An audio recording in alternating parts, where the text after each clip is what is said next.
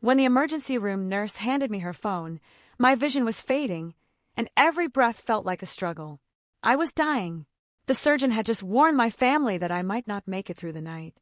But when my mother's voice came through the speaker, there was no fear or concern in her tone. Instead, she let out a cold, irritated sigh. "We're busy, Margaret. Chloe needs us more right now. She's having an emotional breakdown over her engagement party." Then she hung up. They never came. Not that night, not the next morning, and not once during the entire week I spent fighting for my life in the ICU. 7 days later, when my mother and sister finally walked into my hospital room expecting to ask me for financial help, my bed was empty. The only thing left behind was a neatly folded note on the white sheets. And the moment my mother read those words, the color disappeared from her face. "My name is Margaret. I'm 31 years old, and until that night, I honestly believed unconditional love was something every daughter could count on." The rain was coming down so hard that visibility was almost impossible when a semi-truck suddenly crossed the median and slammed into my car, sending it spinning down an embankment. The impact crushed the metal around me. By the time the paramedics finally cut me out of the wreckage and rushed me to the emergency room, my lungs were failing, several ribs were broken, and my blood pressure was dangerously low. The trauma surgeon immediately instructed the head nurse to contact my family. He wasn't sure I would survive the next hour. With shaking hands, Nurse Sarah dialed my mother's number and put the call on speaker. I was drifting between consciousness and darkness, struggling desperately for every breath, but I heard every word. My mother didn't scream. She didn't cry. She didn't even ask whether I was going to survive. Instead, she gave a long, frustrated sigh. "We're busy right now. Who is this?" "This is Nurse Sarah from the hospital. Your daughter Margaret has been brought in after a serious accident." My mother sounded annoyed. "Chloe is having a complete breakdown because her engagement party caterer canceled. We're trying to deal with it. Your sister needs us more right now." Nurse Sarah's expression tightened. "Ma'am, your daughter is in critical condition. The doctors aren't sure she'll make it through the night." There was a brief silence before my mother answered in the same cold voice. "We'll come when we can." Then she hung up. They didn't come that night. They didn't come the next day either.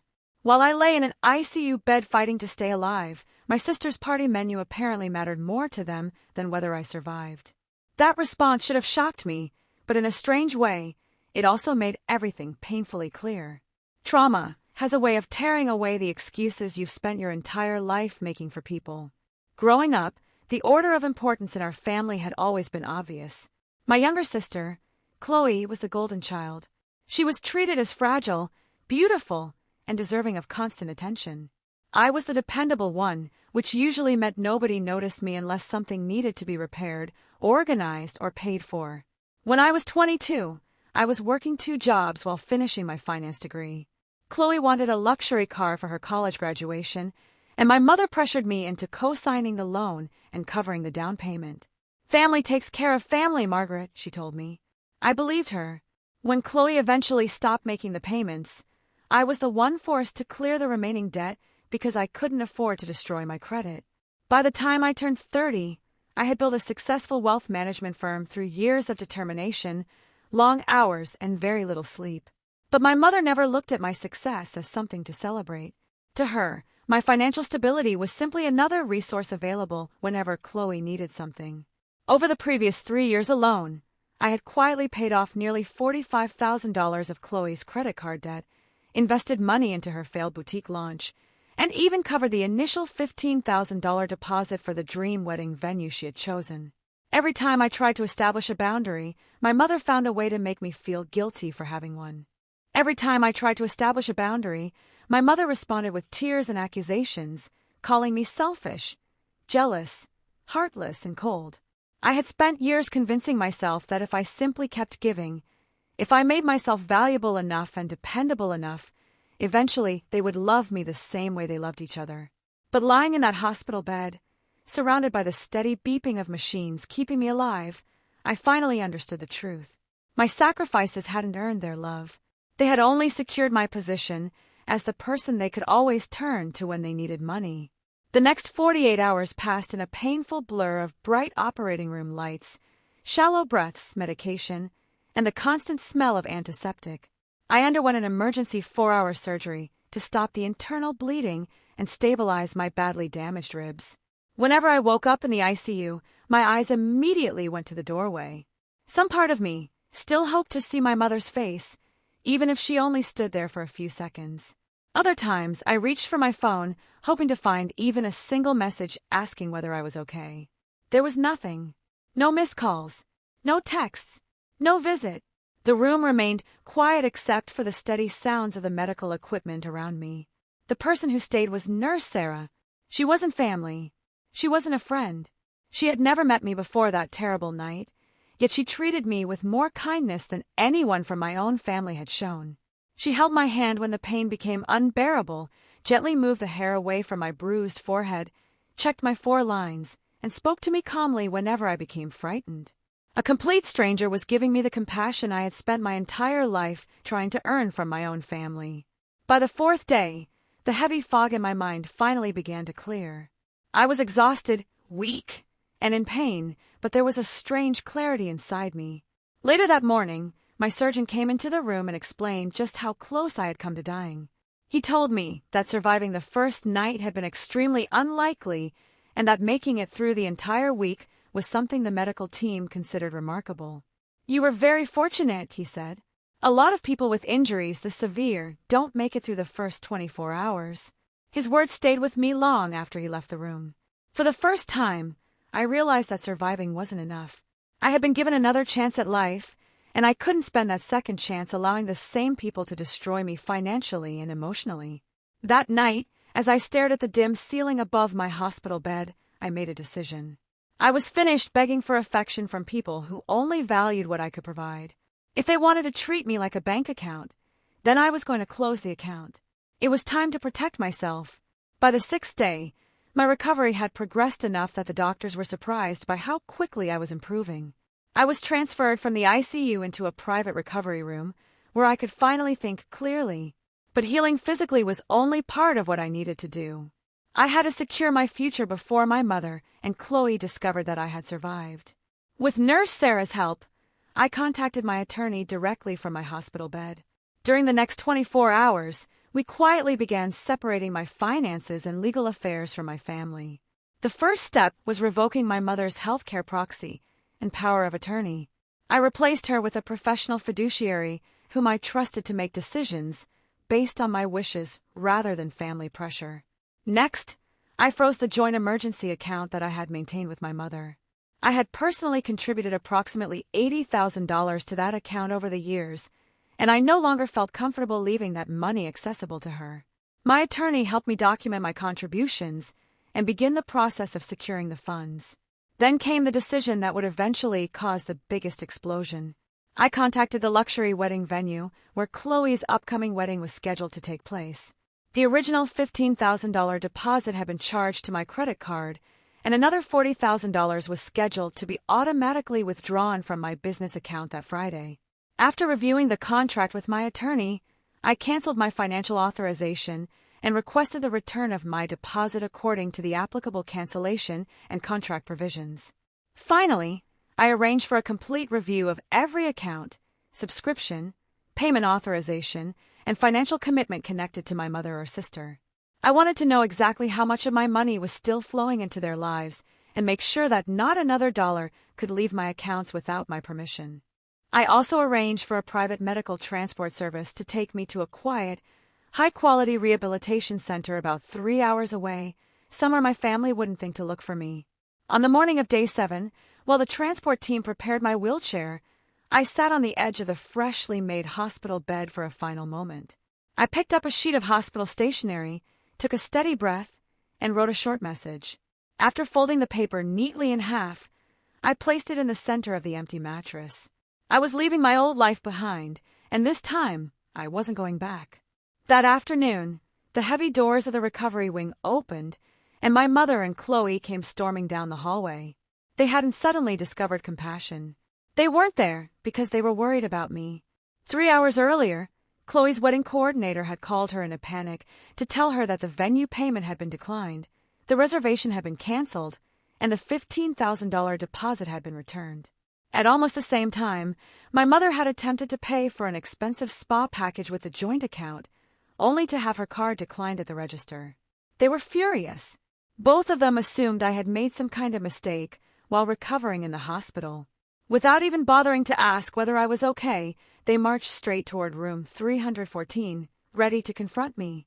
Chloe reached the door first, her designer handbag hanging from her arm and an angry expression covering her face. "Margaret, what on earth is wrong with you?" she demanded. Then she stopped. The room was completely silent. The medical equipment had been removed, the monitoring screens were turned off, and the curtains surrounding the bed were fully open. There was no weak, injured sister lying beneath the blankets. No 4 lines, no machines, no patient waiting for them to finally show some concern. My mother pushed past Chloe and looked around the room, her confusion quickly turning into anger. "Where is she?" she demanded. "Did they move her to another room without telling us?" Nurse Sarah happened to be passing the doorway with a clipboard in her hands. She stopped and looked at them with an expression that made it clear exactly what she thought of them. "She's been discharged," Sarah said calmly. "She left about an hour ago." My mother's face immediately turned red. "Discharged?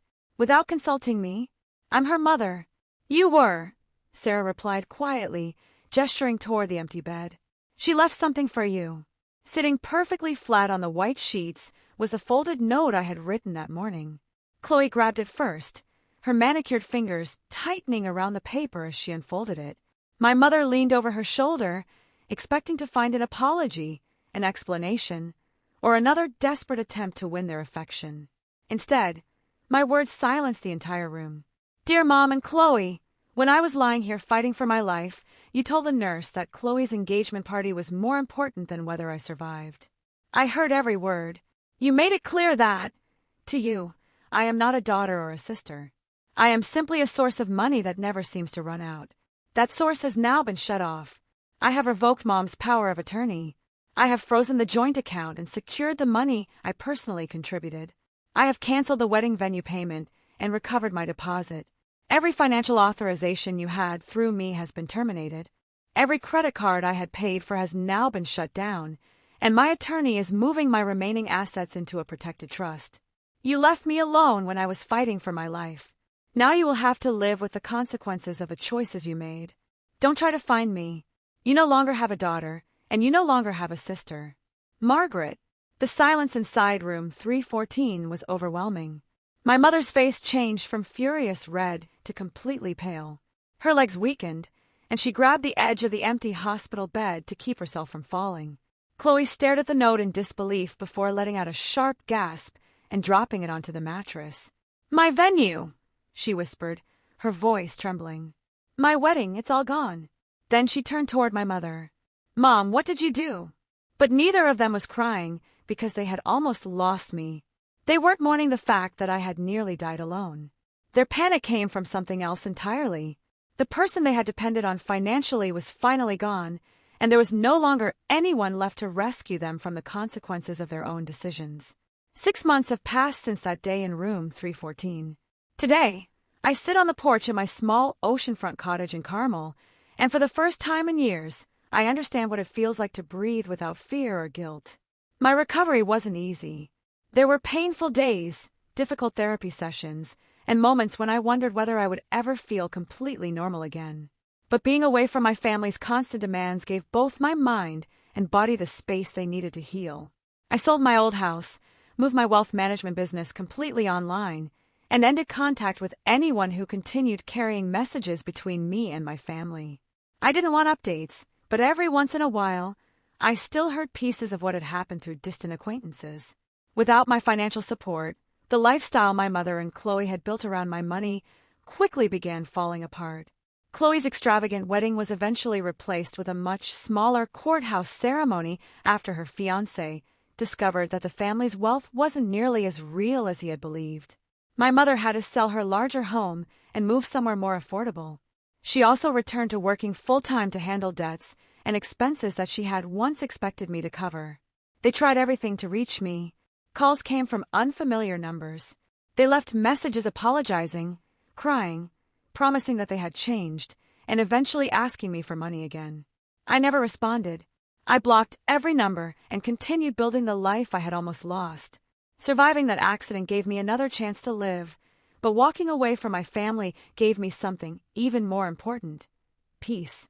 For years, I had confused being related by blood with being loved. I finally learned that sharing DNA doesn't automatically make people family. Loyalty, respect, trust, and genuine love are what create a family. If you were in my position, would you have left the note and walked away for good, or would you have given your family one final chance to make things right? I'd love to hear your thoughts in the comments. And if this story touched you, don't forget to like the video and subscribe for more emotional family stories.